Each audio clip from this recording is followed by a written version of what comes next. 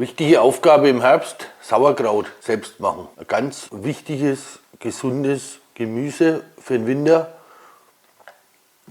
Wenn das fertig gegärt ist, hat man lange was zu essen, was Gesundes, ohne Energie zuzuführen oder so. Man kann es roh essen, man kann es kocht essen, man kann es braten essen, gebacken. Und wie das alles geht, zeigen wir euch im Video. Bleibt dran. Gemüse haltbar machen. Heute machen wir es wahrscheinlich die bekannteste Art der Fermentation. Sauerkraut. Und das ist auch ein Teil der Selbstversorgung. Wir haben diese nicht selbst angebaut. Weißkraut anbauen ist immer so eine Sache mit der Kohlfliege und so weiter. Das muss man dann zudecken und bis man es dann nicht erwischt und dann wächst es doch nicht so. Wir haben da in der Nähe von Pilzen ein Krautanbaugebiet und die können das viel, viel besser wie mir und auch günstiger. Bloß eben die Weiterverarbeitung, also das Sauerkraut, das machen wir dann selber. Sauerkraut hat den entscheidenden Vorteil, ist verdauungsförderlich. Jetzt kommen wir als andere, ja, ich kriege immer Blähungen auf Sauerkraut. Ja, und zwar auf das Eingekochte. Wenn ihr das in Beutel oder Dosen oder Gläser oder wie es auch immer gibt, das ist eingekocht und damit sind die Milchsäurebakterien tot. Und das ist das Problem dabei. Früher hat man das frische Sauerkraut gehabt, das wir jetzt auch wieder machen. Und es gibt überhaupt gar keine Probleme. Ganz im Gegenteil, das kann man roh essen. Man kann es kochen, man kann alles Mögliche draus machen.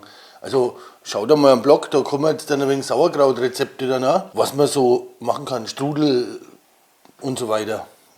Ich will jetzt da nicht so viel vorgreifen. Wie geht es? Es ist immer ganz einfach. Wir haben da mal eine große Box, da kommt das jetzt alles rein.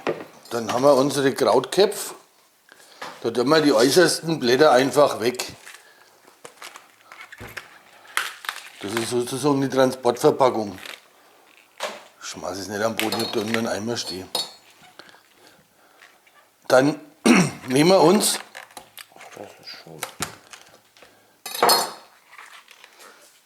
jeweils 1-2 schöne Blätter. So nicht ganz so einfach, dass sie nicht ganz zerstört werden.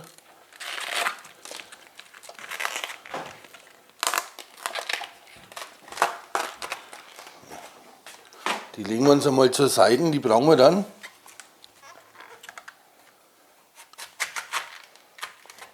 Dann schneiden wir die auf.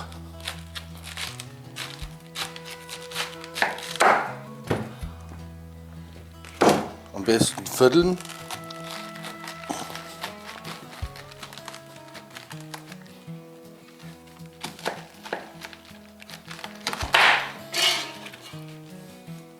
Und dann gleich mal den Strunk raus.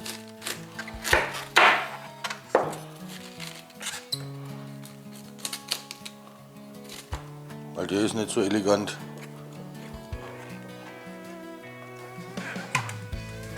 Machen wir jetzt nur ein wenig kleiner. Wenn ihr einen Krauthobel habt, ich verlinke euch einmal unten an, so die alten Holzhobel, könnt ihr natürlich auch die halben oder die ganzen Köpfe hobeln, wobei der Strunk sollte eben raus.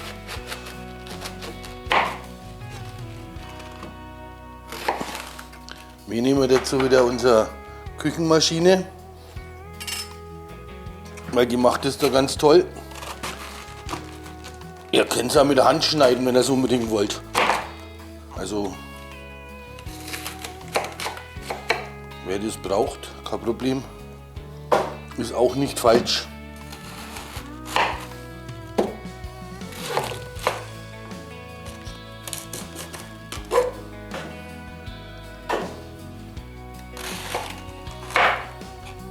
So, dann hat die Bosch Mum 5 so eine Messerscheibe mit zwei Größen, mal zwei Stärken und mit das mal nehmen wir die feine Scheibe. Umso feiner, umso besser ist es, weil das dann umso besser durchgärt. Legen wir da drauf, Deckel drauf.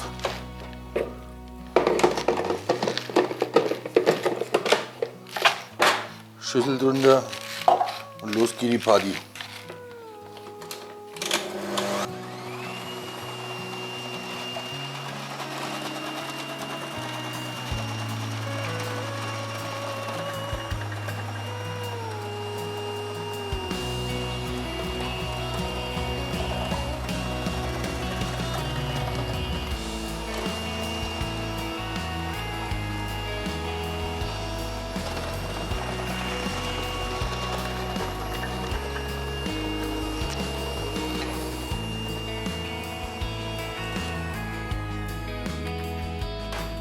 Dann haben wir jetzt dann lauter so feine Streifen. Wir machen jetzt mal Kleinholz oder Kleinkraut und dann schauen wir weiter.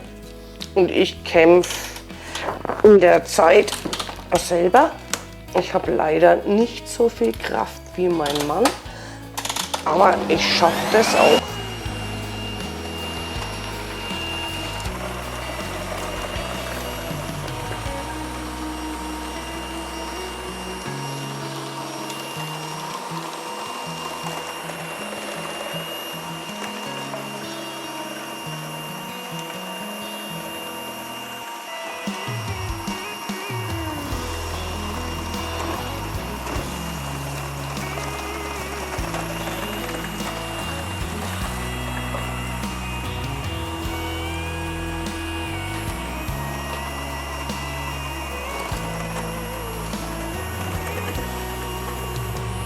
So, da haben wir jetzt unseren ersten Schritt. Wir haben das Kraut in Streifen. Das wollen wir jetzt zur Milchsäuregärung und haltbar machen. Das heißt, wir brauchen da Salz.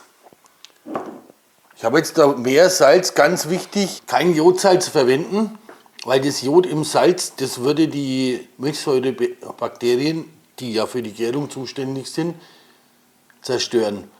Ihr könnt ab 15 Gramm Salz pro Kilo nehmen. Bei 15 Gramm ist es halt nicht so lang haltbar. Ich nehme jetzt 20 Gramm, habe da jetzt 7 Kilo. Das streichen wir jetzt da mal so drüber. Und dann Geht's los. will die Eva einmischen. Ja. Richtig kneten. Also so richtig einkneten, dass das auch sozusagen ein wenig bricht beim Kneten, die einzelnen Strumpfstreifen.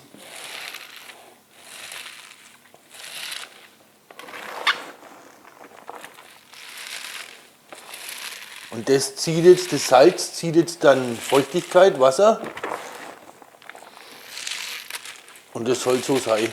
Also richtig einmal durchkneten und dann ein wenig ziehen lassen. Ideal zieht es schon so viel raus, dass es reicht. Ansonsten müssen wir mit Salzwasser nachhelfen. So schaut es jetzt aus. Also es hat sein Volumen schon fast halbiert. Das lassen wir jetzt einmal ziehen.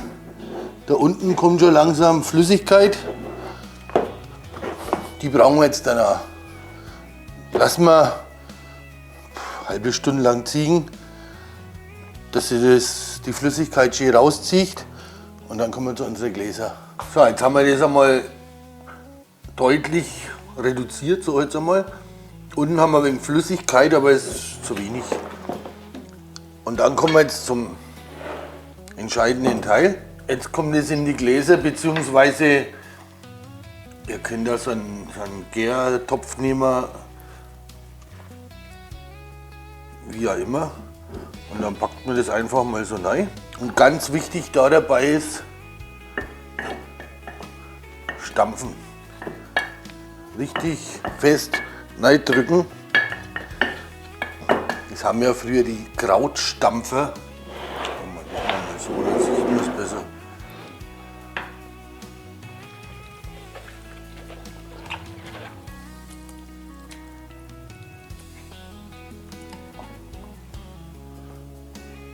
Du stampfst, ich stopf.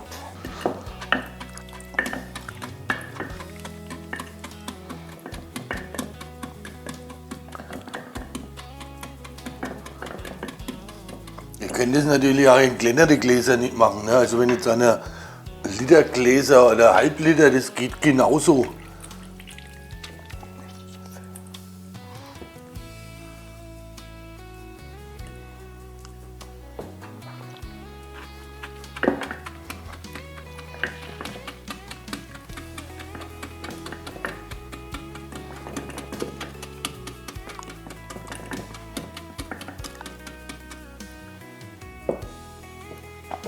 Meiner Kindheit hat es bei uns auch noch einen Laden gegeben, da hat man das Sauerkraut dann so frisch gekriegt. Außen Holzfass direkt. Und das war ja auch nur das gesunde Sauerkraut. Was jetzt als Sauerkraut in die Dosen und Plastikbeutel verkauft wird, das hat ja mit Sauerkraut nichts mehr zu tun. Das ist ja totkocht.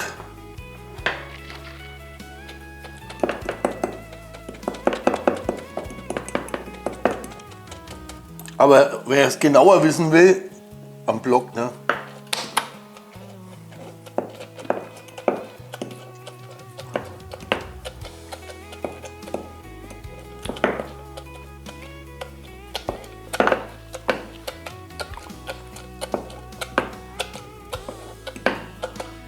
Da sieht man schon, jetzt kommt schon. Ich stelle mal die andere Kamera mit hier. Dann sieht man es besser.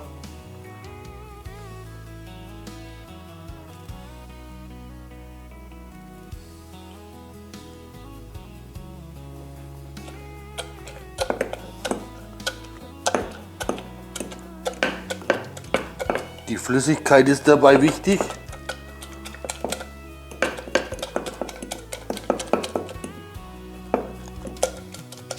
Weil es soll unbedingt unter Flüssigkeit sein. Ohne das wird nicht.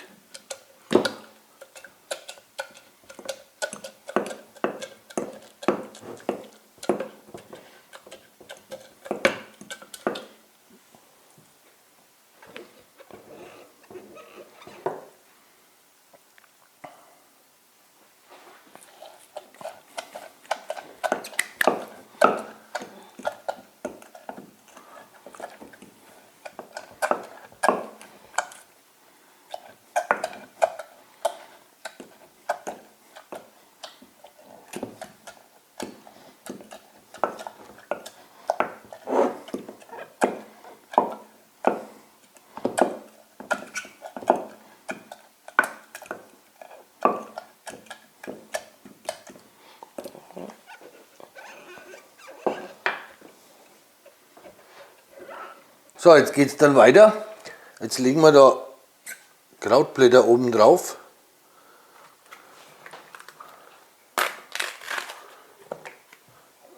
Hat den Hintergrund, damit es nicht aufschwimmt.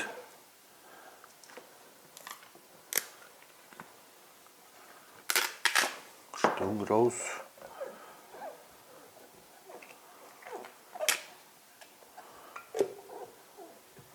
So, und dann habe ich da so Hölzer gemacht. Das ist jetzt aus Ahorn.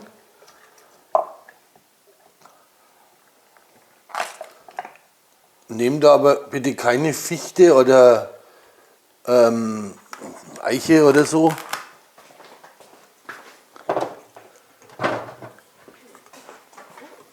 Und dann muss man das nur mit Gewicht beschweren. Haben wir jetzt da dazu einen Stein, der da nicht reinpasst. Hast du einen Meter? Hör halt auf, du machst es. So passt es. Ja, dann bring mal einen Stein mal raus. Der geht schon wieder raus. So. Das ist jetzt eben wichtig, dass es alles unter Wasser ist. Wenn das trocken wird, ist es vorbei, fängt das Schimmeln an. Ich habe jetzt da eine 20 Gramm Salzwasser mit 20 Gramm pro Liter. Ein wenig drüber. Dass es wirklich sauber unter Wasser ist. Und dann gibt es da solche Gärdeckel. Die haben 3 so Positionen. Also einmal offen, dann gären und ganz geschlossen. Da ist in der Mitte so eine Kugel drin. Das heißt, die Gase von innen können raus, aber es kommt kein Sauerstoff von außen rein. Das ist dabei entscheidend wichtig, die dann da auf die Gläser passen. Das stellen wir jetzt auf Gären. Und dann lassen wir das in jedem Fall 7 bis 10 Tage bei Zimmertemperatur, so 18, 20 Grad, stehen. Wenn es geht, nicht allzu hell. Also nicht jetzt da in unsere Scheinwerfer stehen lassen. Gilt allgemein, das sind eigentlich die die Gärtöpfe, die sind ja meistens aus Ton, haben dann oben so einen Rand, selbe Prinzip, Luft kann raus, aber nicht rein. Und die sind halt dunkel, wenn es am Licht steht würde, verfärbt sich das, ist halt nicht schön, wird grau. Wird aber nicht schlecht dabei, es wird halt einfach nur nicht hübsch. Also dunkel stellen, warm, gären lassen. Wenn es jetzt so voll ist, würde ich ja empfehlen, stellt ein wenig einen Teller oder eine Schüssel drunter. Es kann schon sein, dass mal irgendwas rausschwappt. Weil wenn jetzt die Milchsäurebakterien, die sind recht ungestüm und planschen da drin wie die Wahnsinnigen, dann kann schon sein, dass mal tropft. Bevor euch da der gute Perserteppich versaut ist, stellt was drunter. Unser Teil vom Sauerkraut ist passiert. Jetzt sind die Milchsäurebakterien, die da drin sind, am Werk. In 10 Tage wollen wir es kühl stellen und dann in 6 Wochen ungefähr ist es fertig. Also so grob zu Weihnachten. Werden wir dann auch als Beitrag zeigen. Wenn euch das Video gefallen hat, Däumchen, ne? Ansonsten Bedanken wir uns fürs Zuschauen. bis zum nächsten Video.